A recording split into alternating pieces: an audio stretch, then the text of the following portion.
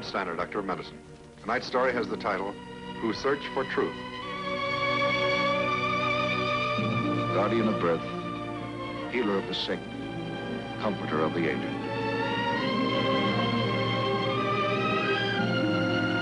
And the qualities of the worthy physician are three: the eye of an eagle, the heart of a lion, the hand of a woman.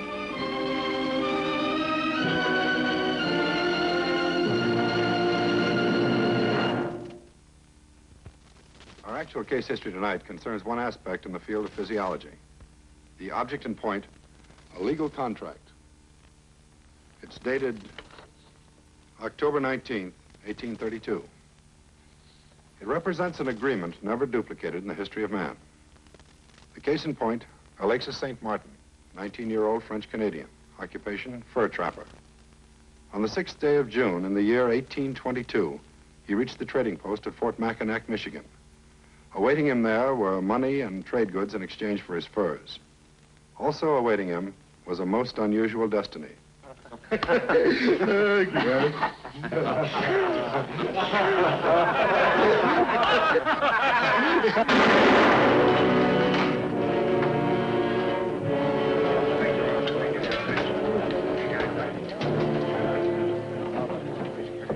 the hospital. Get Dr. Beaumont. Hurry.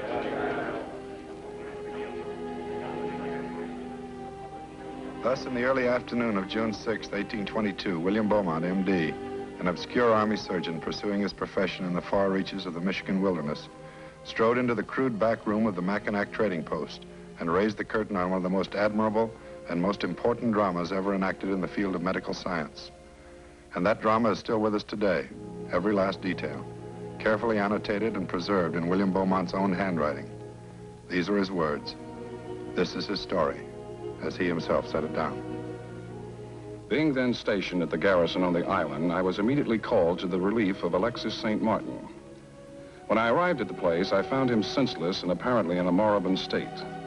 The shotgun charge, consisting of powder and duck shot, was received in the left side at close distance. It had blown off and fractured the 6th rib about the middle anteriorly, fractured the 5th rib, ruptured the lower portion of the left lobe of the lungs, and lacerated the stomach by a spicula of the rib that was blown through its coat. I also noted a portion of the lungs protruding through the external wound. Immediately below this, a portion of the stomach protruded. There was a puncture in this portion large enough to receive my forefinger. Alexis St. Martin, is that correct? Yeah.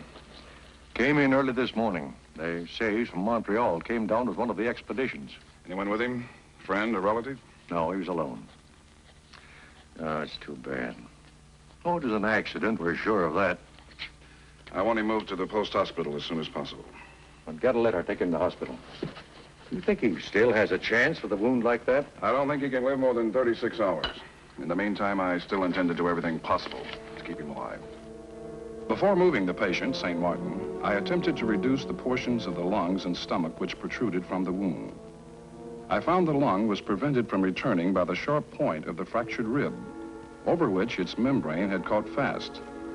But by raising up the lung with the front finger of my left hand, I clipped off with my penknife and my right hand the sharp point of the rib, which enabled me to return the lung into the cavity of the thorax. After giving the wound a superficial dressing, the patient was moved to the post hospital, and in about an hour, I attended to dressing the wound more thoroughly, not supposing it probable for him to survive the operation of extracting the fractured spicula of bones and other extraneous substances. But to my utter astonishment, he bore it without a struggle or without sinking.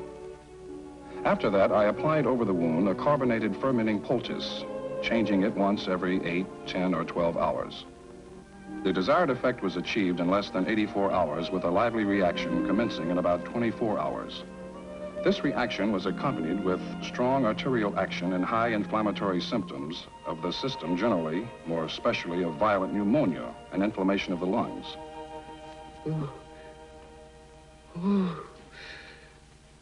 Help me, bon Dieu, the pain. Sainte Mère, help Alexis. All right, son, lie quietly. Another few minutes and I'll let you alone.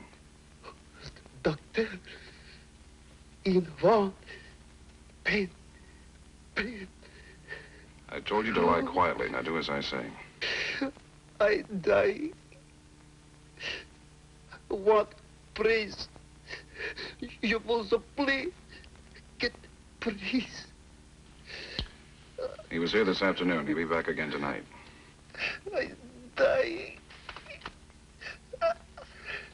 I don't want death. I pray. Not here. So far away from Maria.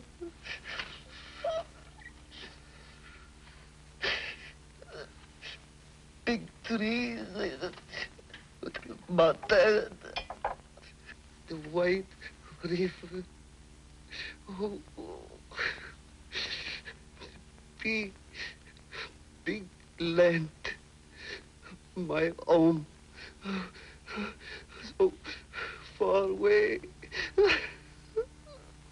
My family. You must please, doctor. Not death. Not let me die. No, Alexis, your life is not all within my power. But for myself, I promise you, I won't let you die. 8th of June. The fever continues, and there has been no reaction from the bowels at all.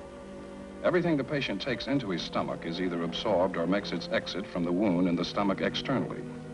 The protruded portions of the lungs and the lacerated section of the stomach have sloughed off, leaving the large puncture of the stomach plain to be seen.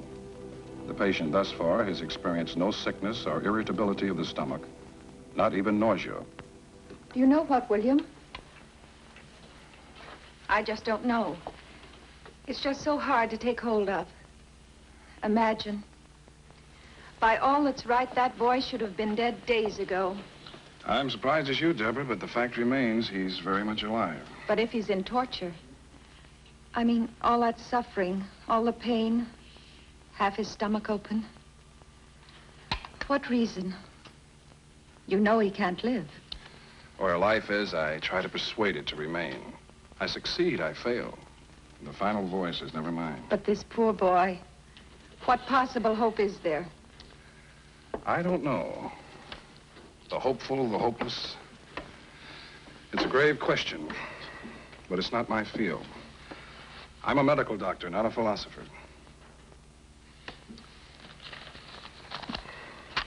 I'm not much of a businessman either.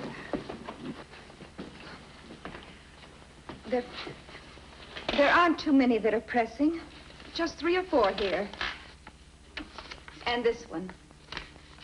Well, and maybe this one here. And this one. It's really not too pressing. Is it, William?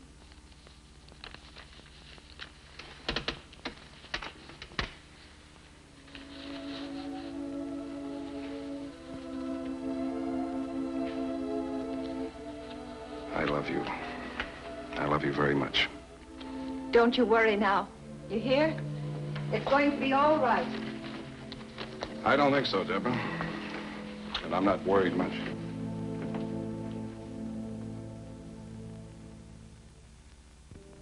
So it continued. The townspeople stood by and waited for Alexis to die. But the waiting stretched into days, weeks, then months. Alexis hung on desperately. He would not die. Dr. Beaumont examined and treated the patient daily, recording every step, every observation down to the smallest detail. So complete, so thorough are his notes that even today they would be a credit to the finest hospital in the world. The 27th of June.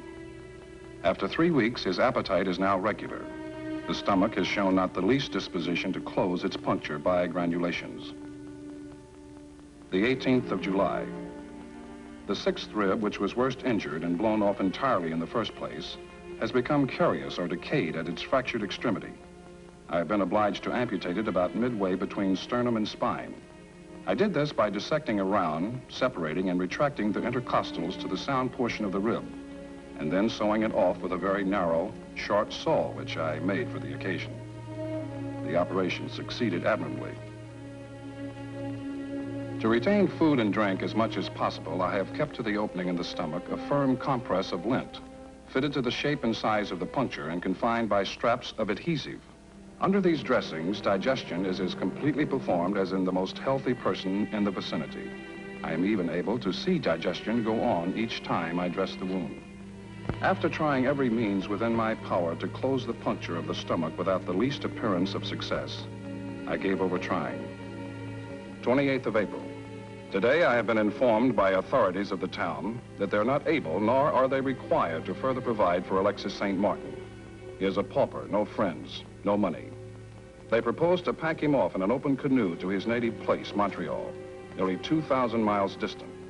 My protest against such inhuman disposal of a person are of no avail, even though the authorities are aware it will mean death for him.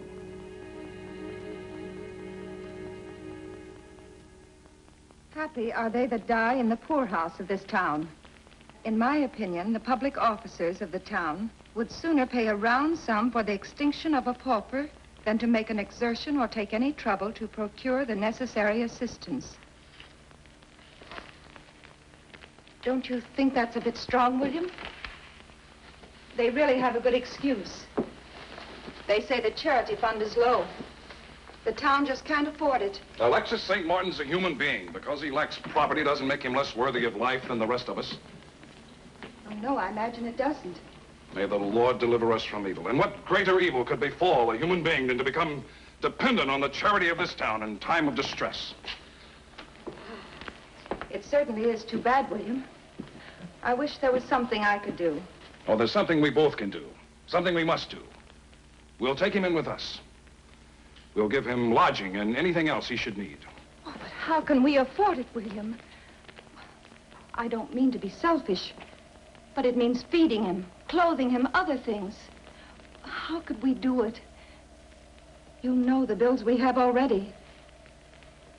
How could we do it? We must do it. No one else will. You clear out the attic. I'll move him in tomorrow morning. Yes, William. Just as you say. William Beaumont took Alexis into his own family in 1823 and remained with him almost 2 years. During this time, despite his salary of $40 a month, Beaumont nursed him, fed him, clothed him, furnished him with every comfort, and dressed his wounds twice a day. Then one night in the early months of 1825, suddenly, unexpectedly, the first glimmering of the grand idea came to him.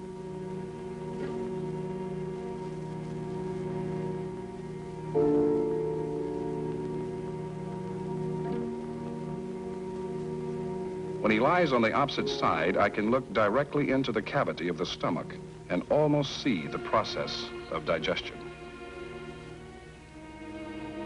It is my observation that this case affords an excellent opportunity for the experimenting upon the gastric fluids and process of digestion. It would give no pain nor cause the least uneasiness. I may therefore be able hereafter to give some interesting experiments on these subjects. I have now found that I can pour water into the stomach with a funnel or put in food with a spoon and draw them out again with a siphon. I have frequently suspended meat and other substances into the stomach perforation to ascertain the length of time to digest each. At one time, I used a tint of raw beef instead of lint to close the opening in the stomach and found that in less than 5 hours it was completely digested off as if it had been cut with a knife. As the days follow, the patient becomes more discontent with his lot, not entirely without reason. All manner of digestible and indigestible objects are poked into the orifice of his stomach. He must fast for hours, lie in certain positions for long periods, and all this for the sake of medical science, in which the patient himself has not the slightest interest. Experiments began and continued in the year of 1825. The grand idea had come into being. It was only a start, a beginning, but it proved a firm foundation on which the obscure army surgeon erected his structure of incontrovertible truth. And as history will support, the final truths recognized were not easily attained. In the midst of some of Beaumont's most important experiments in late summer of the same year, Alexis St. Martin chose to embark on another of his vacations without leave. In the face of things, there was nothing the good doctor could do but wait and hope for the return of his most unreliable, yet most valuable subject.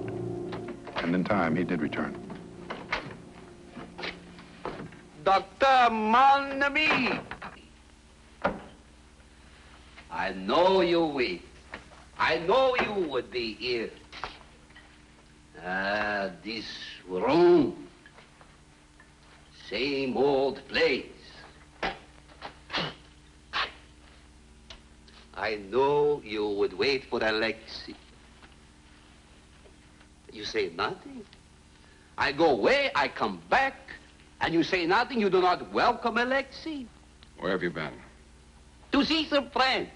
Friends here, there, all over I got friends.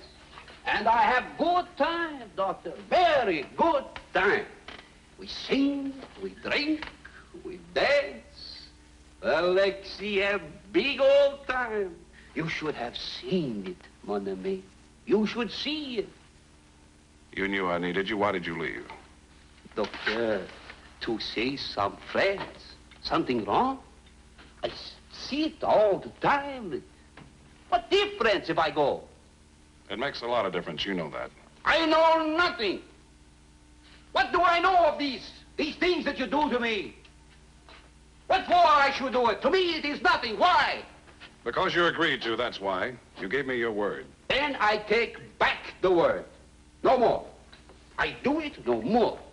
You push, you poke, here, there, you put things in, you take things out. For me, this is no good. Only you. You find out all about Alexei's stomach. Maybe this is what you want. This is not what I want. Then what is it? What do you want?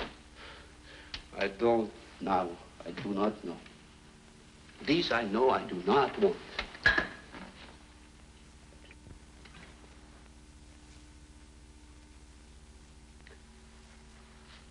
Maybe it's better if you give me some money. Oui. You give me money, I not go. That's good, no? What I give you now is all I can spare. I have no more. I have a family to raise, remember? This is no good. That's bad. Mon ami, I like you. You are smart in the head. But also, I like the money. I need it. Doctor, we are businessmen, no? To you, I sell the stomach. To me, you give the money. This is all right. You not give me money, I not stay. This is bad, no good. You give me money, I stay. No money, I go. Wait.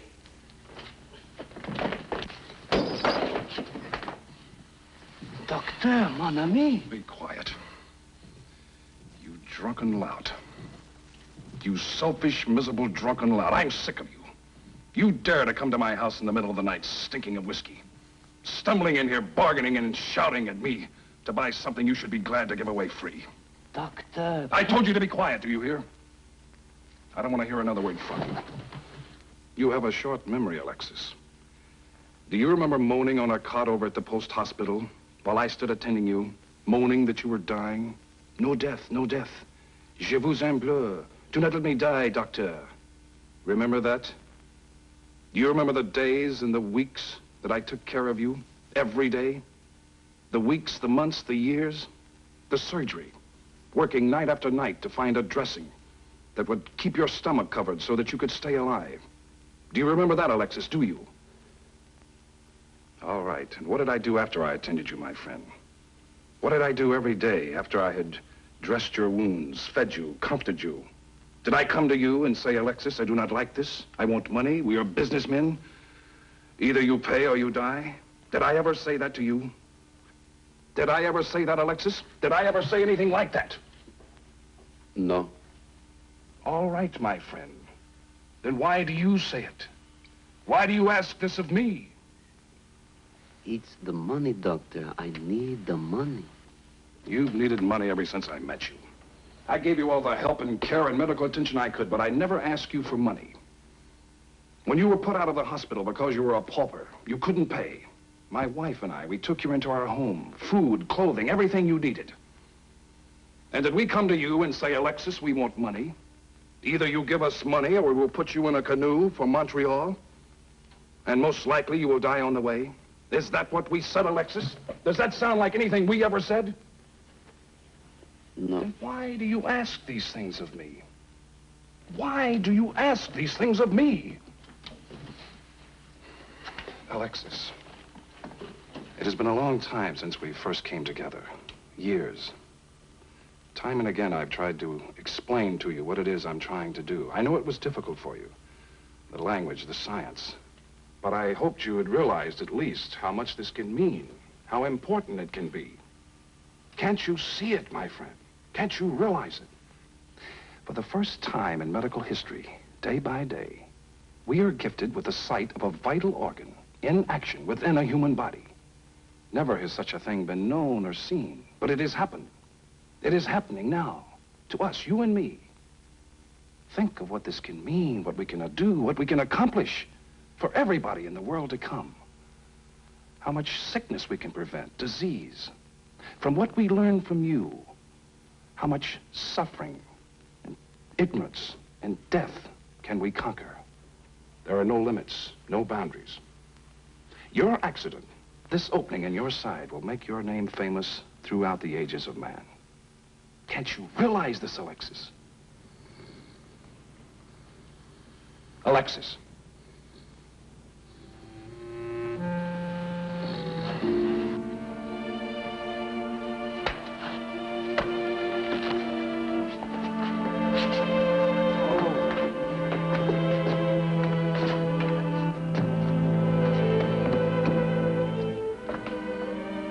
So with things temporarily restored to normal and the inevitable hangover given expert treatment, the experiments continue. Experiments which were successfully executed almost in the depths of the wilderness, without knowledge for research or special education in the field of chemistry, without the aid and resources of shining, up-to-date chrome and stainless steel laboratories, but with the most crude and primitive instruments and equipment, most of which he had to fashion with his own hands, transferred from one Army community to another, from Fort Mackinac and from thence to Fort Niagara, somehow managing to persuade his prize patient Alexis to accompany him. The $40 a month Army surgeon, the grand physiologist from America's backwoods, plodded on and on with his experiments. And then while at Fort Niagara, there came one fateful day late in August of 1825. Oh? And one of the neighbors saw him on the road last night. Alexis told him he was leaving you. He didn't know where he was going, but he was leaving you for good. So he was gone. Alexis, the prized patient, the reluctant, unthinking backwoodsman, who unwittingly, perhaps unwillingly, served all humanity. Beaumont was stricken, but he decided to give to the world the results of the experiments he had made, medical facts and findings, which today, as they did then, profoundly affect the lives and health of every one of us. In August of the year 1829, after 4 years of constant seeking and searching, Beaumont located Alexis St. Martin in Lower Canada, and after much correspondence and many promises, finally persuaded him to return to him. And Alexis did return, with children and with a wife for whom he demanded steady employment. Thus the experiments resumed where they had left off too abruptly 4 years before. Even though a legal contract was drawn between the two men, it made no difference to Alexis. Soon there would be the usual drunken sprees. Again, the impossible demands for more money, more luxuries, more everything. And as suddenly as before, in the early months of 1834, mon ami, Alexis, made his final departure into Lower Canada. The last entry was made. A chapter of American medical history had come to an end. William Beaumont never saw Alexis St. Martin again. The one-time Army surgeon who rose to the heights finally settled in St. Louis, Missouri. And there on a clear spring morning, the 25th of April, 1853, his last breath was recorded. A few years later, the body of his beloved wife, Deborah, was also laid to rest. And there in modest graves, they sleep together, side by side. William Beaumont, M.D., whose life work takes his place among the most important physiological experiments of his or any other age. Most of our knowledge of the human stomach today is traceable directly to detailed studies and observations of America's backwoods physiologist, knowledge which establishes a broad foundation for the treatment of all the various disorders of the stomach, organic and functional, knowledge which permits life-saving surgery of the stomach and abdomen, never before dreamed of, all from a crude 19th century dwelling in the backwoods of Michigan. William Beaumont, M.D., 1785, 1853.